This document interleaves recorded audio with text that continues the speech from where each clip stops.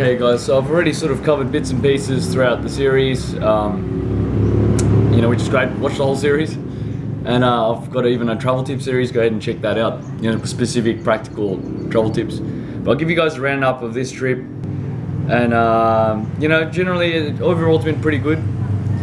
But I've really been happy with this experience because I learned so much. And even though you watch a series, maybe it's not as exciting as going to Palawan. For myself personally, it's been a great experience, and also for you guys because I know there's a lot of people interested in retiring here in Dumaguete or just retiring in Philippines in general. So it sort of may help. So I'll just sort of go through some points in this particular region, in this Negros region, but definitely in Dumaguete. Myself and other travelers found Globe is the main cell phone and communications carrier. Even this apartment hotel uses Globe for the internet and the phone line. So Globe's the go here. I just chose Smart just because I've never used Smart before, and I found it was more common and I guess better service in the Luzon region. So Manila, even Palawan.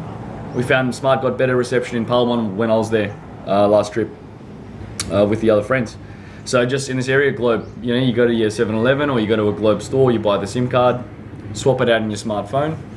Other travelers I met, they're using iPhones and Google Android phones. So this is actually my phone I use in Australia. Just swap the SIM card.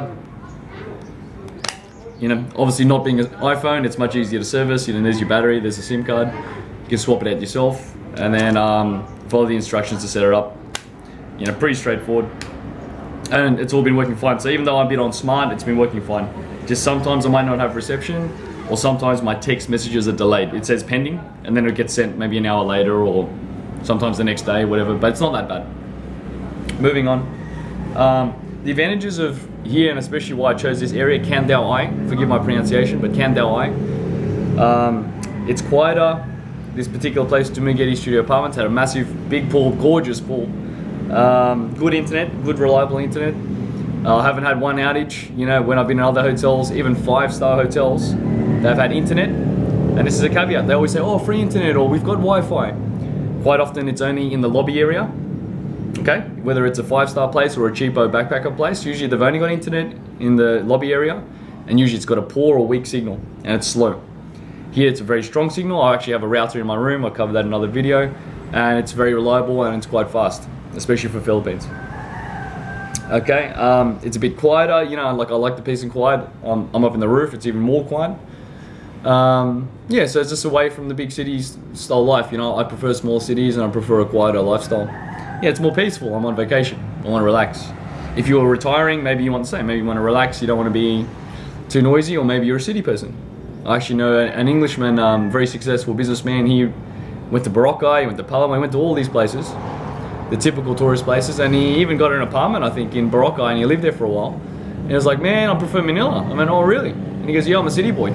He grew up in a big city in London, and that sort of thing, so he preferred living in Manila. Okay, it's just up to you. Anyway, the point about this particular place, it's very secure. Dumaguete Studio Apartments, very tall, thick brick walls, tall barbed wire, and electrified fence. Some people care for that, some want the peace of mind, some don't. I would not have brought a laptop and a lot of the things that I brought had I not been here. Because it's so secure, I spent a weekend in Mindanao, I wasn't worried. It's all locked down, it's secure, my room's all locked up. Whether I was downstairs, same thing, it's all locked up. And the actual surroundings, the compound itself is very secure. And there's staff floating around, and lots of guys and whatever. Because you're only going to meet two types of people here, either staff or the guests. And they don't have that many rooms, only 12 rooms, so it's not like crowded or anything like that. So it's basically like a good base. The other big positive here is also they have motorbikes for rent. Or if you stay here 1 week or more, maybe you stay here 2 weeks, 3 weeks, like that, you just pay a deposit and you can also take out the motorbikes. So huge advantage there. It's also got an American owner right now, Dave. And Dave and Marisa, his Filipino wife, they're lovely people, obviously, so they speak great English. They understand, the Western ways and things you might want and comforts you may want. And you can just talk to them. Just be straight up with them and talk to them. They've had plenty of troublemakers come through here and they've dealt with them as nice as they could, but they're straight up. They're like, hey, you pay your rent, you pay your bills, everything's fine. Okay, so the other caveats, I guess the cons, you got the pros and the cons. It's far from town. It can be expensive because of that if you don't ride a bike, because you got to get pedicabs, the trike taxis, regularly. If you know the local prices, how to negotiate, it can be very affordable, very cheap. But especially if it's late at night, maybe you're out partying, it's 1 a.m., 2 a.m., you got to get a special trip pedicab back. So you may not have other people to share with. So it's only 10 pesos to go to town because you just jump on and other people jump on and everyone just pays 10 pesos. You share it together. But when you're coming back, you got to do it by yourself and you got to get a private trip. Otherwise, you can go down to the market area, literally the fresh food market area. And that's usually where the pedicabs are for group trips. So there'll be other people looking for a group trip. And you can also pay 10 or 20 pesos that way too. That's a huge tip I got from one of the Americans, really cool guy who's staying here. Because he found it expensive too. He's like, what the hell, I'm paying so much for special trips. And I've covered in other videos, a lot of people try ripping me off, charging me 150 pesos special trip to come back from town. Daytime or nighttime, that was absolutely stupid. That was just BS, that was just stupid. You know, because I even thought about it, this isn't even viable. Why am I paying 150 each trip, you know? I mean, you get cheaper taxis in Manila and Cebu, you know? And then a local lady actually explained it to me. She was like, oh, sir, why are you paying so much? I said, well, I don't know what to do. And she's like, sir, only pay for the seats. You can fit usually 6 or 7 people in a pedicab, so you should only pay 10 pesos per seat. That's 60 pesos or 70 pesos. So you just be firm, you go, no, kuya, to the driver, kuya, or boss, I'm only going to pay 50 pesos. And then they might go, oh, how about 60 or how about 70? And you negotiate from there. Even one guy came up to me at the port, because I've been taking ferries and boats so much. Oh, sir, pedicab, special pedicab. I went, yeah, Kandawai, where I am right now. He goes, ooh, Kandawai, far away, ooh, 150 pesos. I go, are you kidding me? Are you kidding me? And he goes, oh, okay, how about 100? I said, no way. Oh, how about 80? See, so he started dropping his prices because I was confident. I knew he was ripping me off. So anyway, we'll keep going.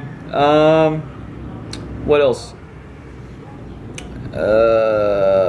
You know, there's other options for longer term rent and stays. You can rent the houses, you can rent other apartments nearby or further closer to town. I even met other, you know, Filipino tourists and American tourists and Australians, met a whole bunch. Some were in Darwin, some were in Bais, some were in here, you know, basically 20 or 30 minutes away.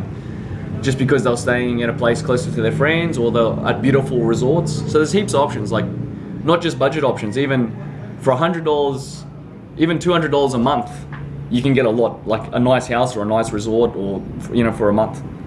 So, you know, in hindsight, you know, just shop around online, or if you're actually already here, go with the flow, shop around, talk to some locals. You know, there's plenty you can do. A lot of it, I think, is through what the locals are saying through, I think, B&B Air or Airbnb. There's some website where it's like holiday lettings and rental properties. And a lot of it's through phone.